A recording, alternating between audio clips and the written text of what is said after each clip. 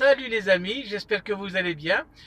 Aujourd'hui, j'ai envie de répondre à une question que se posent certains internautes et certains étudiants, d'autres parmi les comptables également, sur la périodicité de souscription de la déclaration G numéro 50.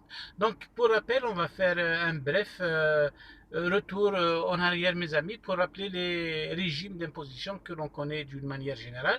Donc, avant 2015, mes amis, souvenez-vous, il y avait quatre régimes d'imposition. Donc nous avions d'abord le régime du forfait qui était prévu pour les entreprises, si vous voulez, dans le chiffre d'affaires avant 2015, bien entendu, qui était inférieur à 10 millions de dinars. Puis nous avions le régime de la déclaration contrôlée pour les titulaires des professions libérales. Nous avions le régime du réel simplifié qui était un régime intermédiaire entre le forfait et le réel. Donc c'était prévu pour les chiffres d'affaires qui varient entre 10 millions et 30 millions de dinars. Et bien entendu, en fin de compte, il y a le régime du réel qui est le régime de droit commun. Parfait. Donc, qu'est-ce qui s'est passé depuis 2015, mes amis?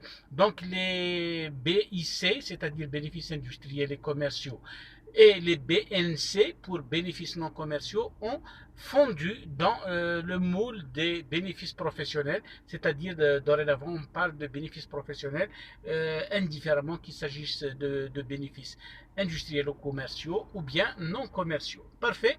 Donc qu'est-ce qui s'est passé depuis? Nous avons dit il y a eu d'une part la fusion de ces deux catégories de revenus, d'autre part il y avait la suppression du régime du réel simplifié. Résultat des courses, mes amis, il ne reste plus que deux régimes actuellement. Donc, d'une part, nous avons le régime du forfait pour toutes les entreprises dont le chiffre d'affaires ne dépasse pas 30 millions de dinars, ainsi que le régime du réel dont le chiffre d'affaires dépasse ce seuil, c'est-à-dire 30 millions de dinars, ou alors pour les entreprises dont le chiffre d'affaires n'atteint pas ce seuil de chiffre d'affaires, mais qui souhaitent être soumises en quelque sorte à ce régime. Parfait. Donc, résultat des courses, mes amis, nous avons dit il n'y a plus que deux régimes. D'une part, nous avons le forfait et d'autre part, nous avons le réel.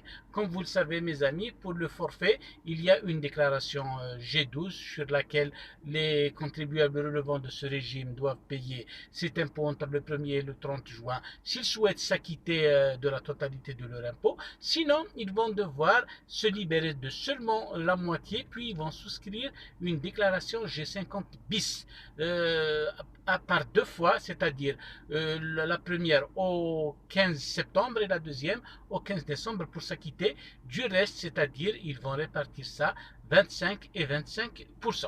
Parfait, ceci c'est uniquement pour le régime du forfait. Maintenant, qu'est-ce qui se passe pour le régime du réel, mes amis? Donc, dorénavant, il y a bien entendu le principe général qui est la mensualité de la déclaration G50. Donc, en principe, dans les 20 premiers jours du mois qui suit celui au cours duquel les opérations ont été réalisées, il faudra souscrire votre déclaration G50. Parfait. Donc, normalement, il n'y a pas de problème là-dessus. Néanmoins, mes amis, je voudrais vous rappeler une disposition que beaucoup de comptables semblent ignorer et qui pourtant peut intéresser un certain nombre de petites entreprises qui, malgré en quelque sorte l'importance de leur chiffre d'affaires, par exemple, qui n'est pas vraiment significatif qui ne dépasse pas certains niveaux. Néanmoins, vous savez, il y a une disposition de la loi de finances pour 2007, article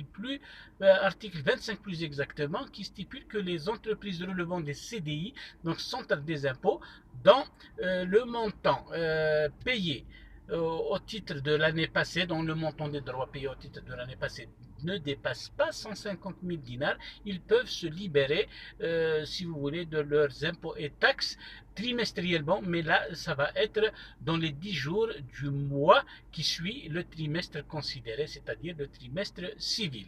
Donc, voilà mes amis, donc pour résumer tout cela, la date de souscription des déclarations G50 actuellement, nous avons dit c'est la mensualité qui est le caractère général, la règle générale.